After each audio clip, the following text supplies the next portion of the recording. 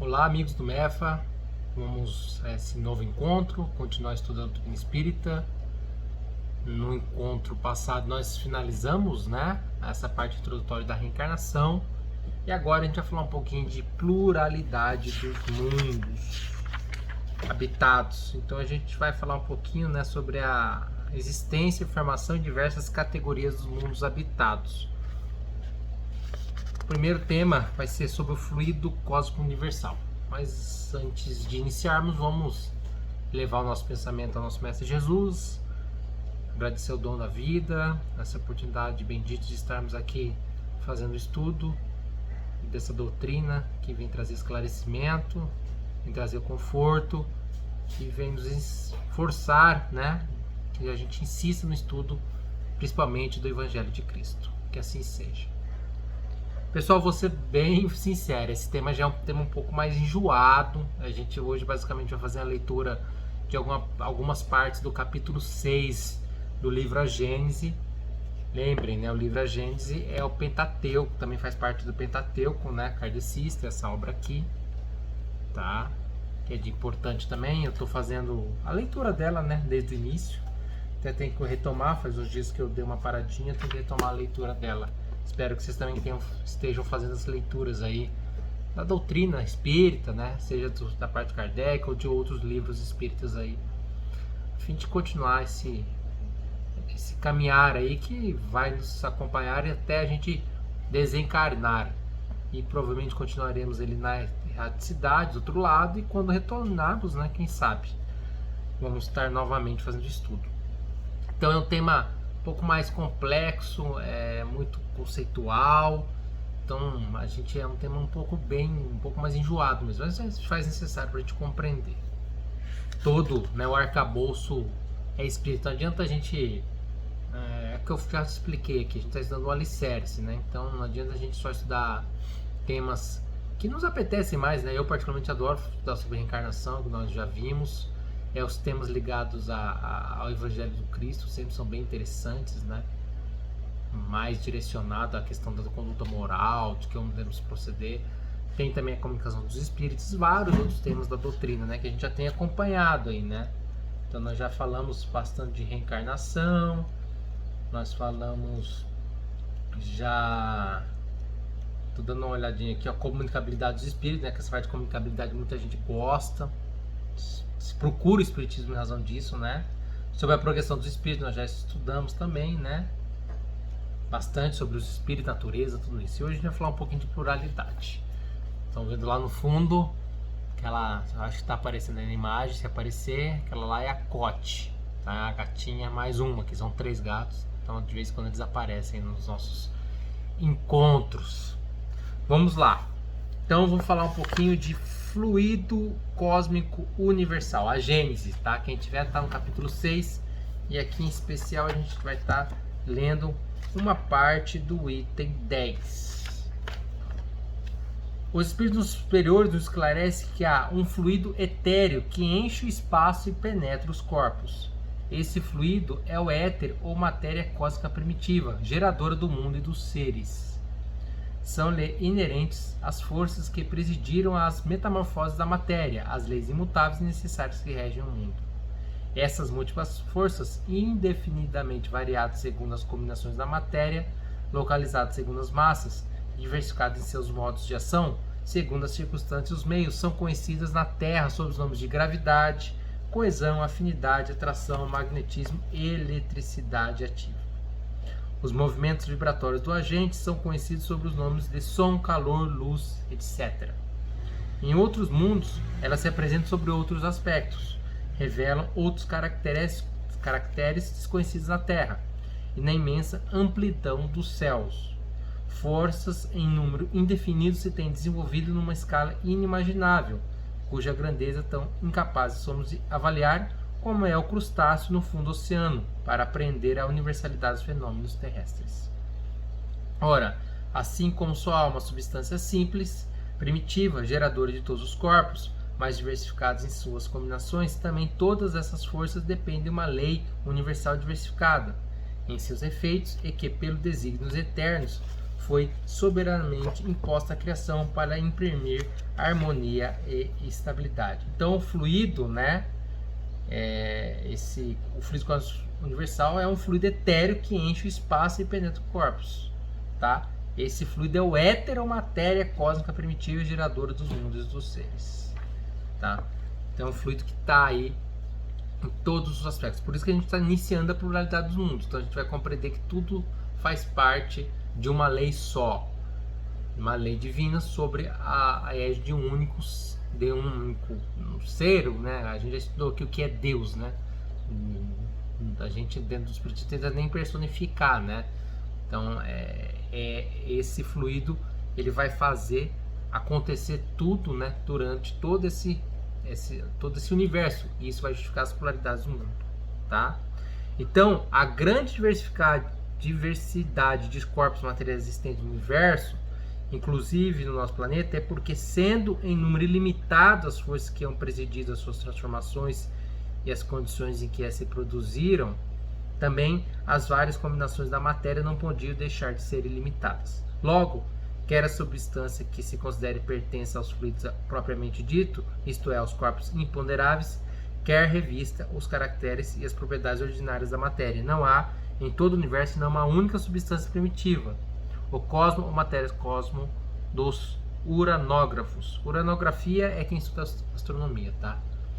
Eu achei interessante que ele sempre fala que o fluido, né, cósmico universal, ele fala nessa questão de força, né? Eu não fiz a relação, não olhei, mas, né, também não conheço muito a respeito do Big Bang, que foi aquela grande explosão de força que se criou o universo, que é o caminho que a ciência mais nos traz. A gente que é leigo, eu sou leigo, eu sou leigo no assunto, que a gente acaba ouvindo a respeito, né, que justifica a criação deste universo, deste planeta, de vários universos, e como diz aqui, diversidade de corpos materiais. Então, você vê que o Espiritismo aqui está falando, tô aqui fazendo uma reflexão sobre o que nós lemos agora aqui, pessoal. Se há uma correlação, a gente tem que aprofundar um pouquinho o tema, tá? Os espíritos superiores, também no livro A Gênese, pontuando esse capítulo 6 da Gênese, ele é um capítulo todo dedicado à uranografia geral. Uranografia, como eu falei, é astronomia, né? Aí o Kardec faz só para ponderar sobre esse capítulo no livro A Gênese. Este capítulo é textualmente extraído de uma série de comunicações ditadas à Sociedade Espírita de Paris, em 1862 e 1863, sob o título Estudos Uranográficos, e assinada Galileu, médium. Então, C.F. Camille Flammarion, esse foi, né, o médium que pegou Então, essa parte aqui é toda os espíritos superiores trouxeram para o Kardec. Então, continuando aqui sobre esse tema. Esclarece ainda os espíritos superiores que a matéria cósmica primitiva continha os elementos materiais, fluídicos e vitais de todos os universos que estadeiam suas magnificências diante da eternidade. Ela é a mãe fecunda de todas as coisas. Então, ou seja, esse fluido cósmico universal, né, ele está na base de toda a matéria, que seja no nosso sistema solar, seja nos demais. Ela é a mãe fecunda de todas as coisas, a primeira avó e, sobretudo, a eterna geratriz.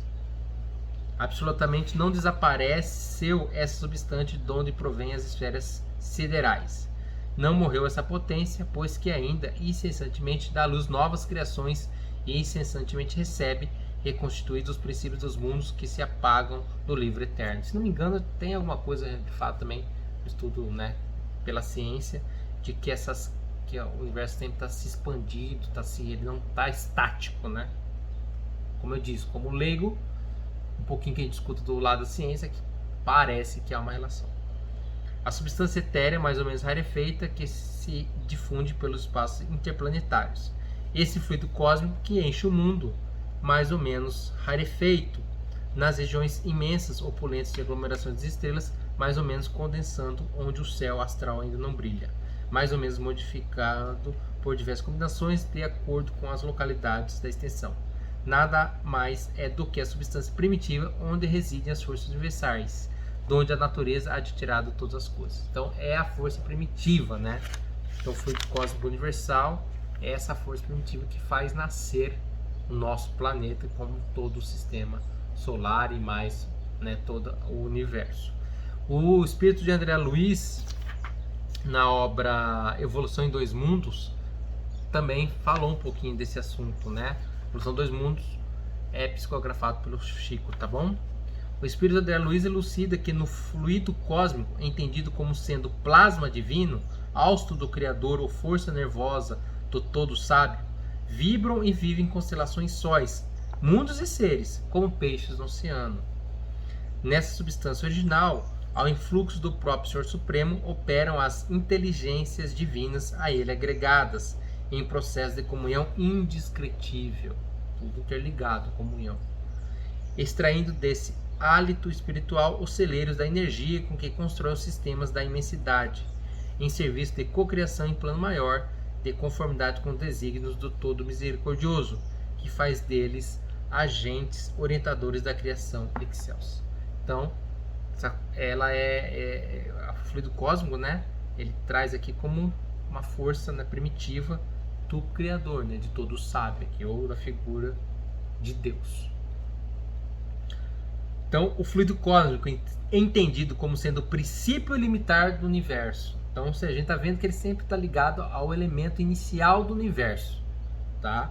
Demonstra possuir propriedades sui generis, então, ou seja, ele tem propriedades próprias, assumindo dois estados distintos, o de eterização ou impendorabilidade, que se pode considerar o primitivo estado normal, e o de materialização ou de ponderabilidade, que é de certa maneira consecutivo àquele. Então, ele tem dois estados, de eterização e dematerialização, né?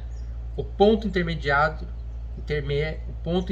é o da transformação do fluido em matéria tangível, mas ainda aí não há transição brusca, porquanto podem considerar-se os nossos fluidos imponderáveis como termo médio entre os dois estados. Cada um desses dois estados dá lugar naturalmente a fenômenos especiais. Ao segundo pertence os do mundo invisível e ao primeiro ao do mundo invisível. Então, pessoal, a eterialização, né, essa materialização do fluido pertence ao mundo visível e ao primeiro, né, essa característica de eterização é do mundo invisível. Lembre-se que a gente sempre fala aqui que a gente vai estar na erraticidade quando estiver na condição de espírito, né? Então é o mundo que aos nossos olhos da carne é invisível.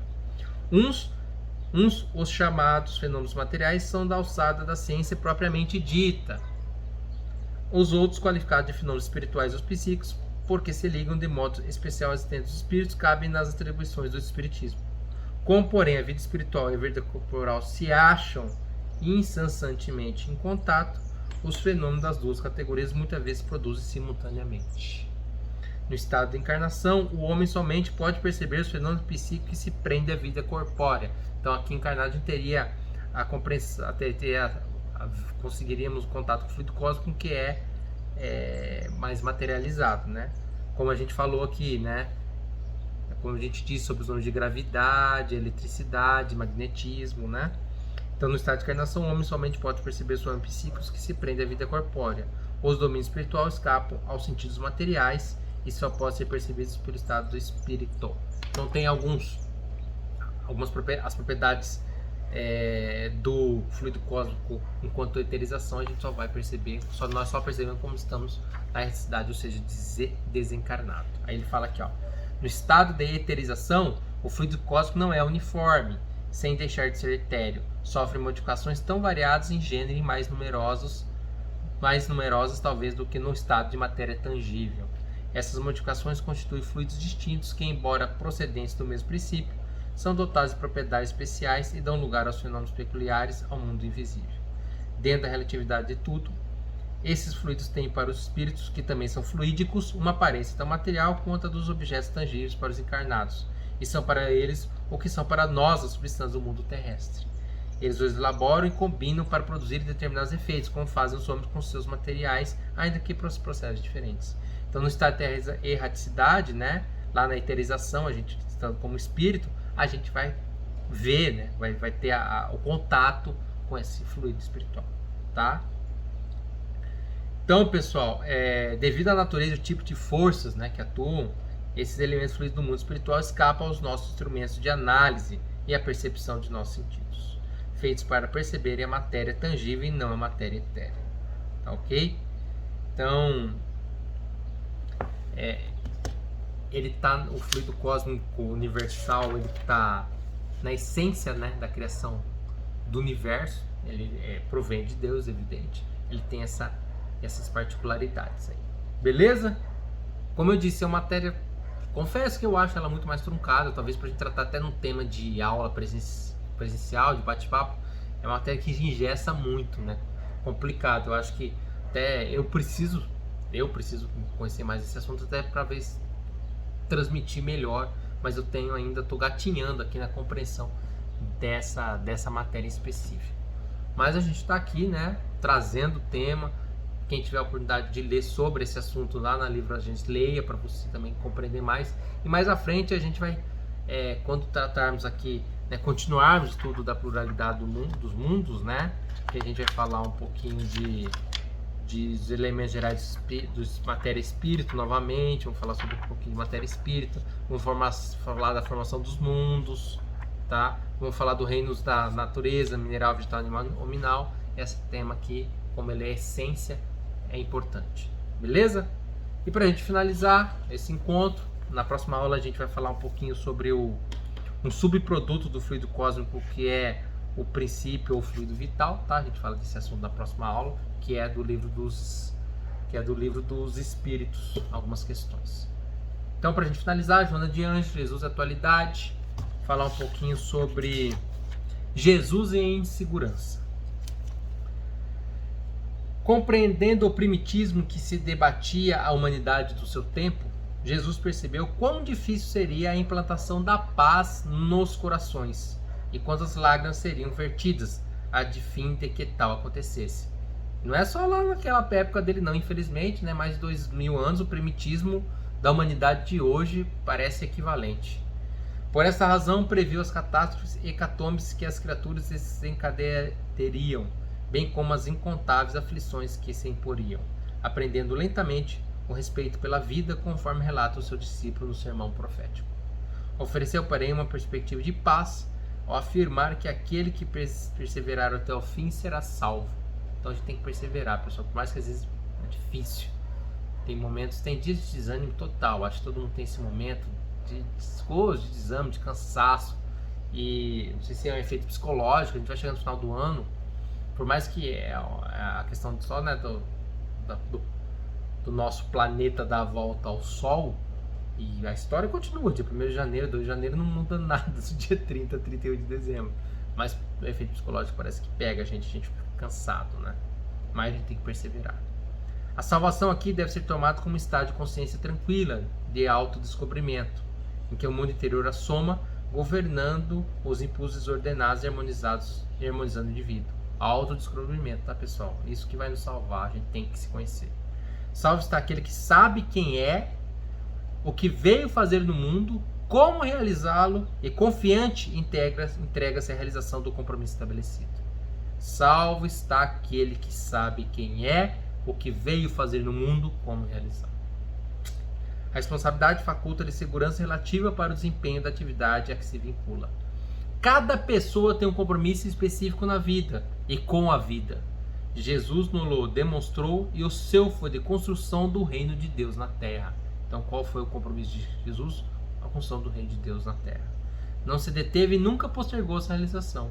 A gente fica postergando, às vezes, as nossas que a gente sabe que tem que fazer, né? Não só no aspecto material do dia a dia, mas também no aspecto espiritual. Da mesma forma, a segurança pessoal e coletiva resulta do grau de comprometimento do indivíduo, bem como do grupo social. Ele atestou a segurança que o caracterizava em todos os momentos, por estar comprometido sem restrições. Propunha: credes em Deus? Crede também em mim. Ide e pregai. Tomai sobre vós o meu fardo e aprendei comigo, que sou manso e humilde de coração. Inúmeras vezes, o seu comprometimento com a verdade desvelar-lhe a segurança que o sustentava na ação. Sem demonstrar agressividade ou teimosia, a sua certeza era tranquila, a sua determinação imbatível. A segurança do mestre acalmava aqueles que se lhe apoiavam, que confiavam nele. Sempre tranquilo, irradiava segurança que mimetizava quantos se lhe entregavam, até mesmo diante do martírio que enfrentava com desassombro.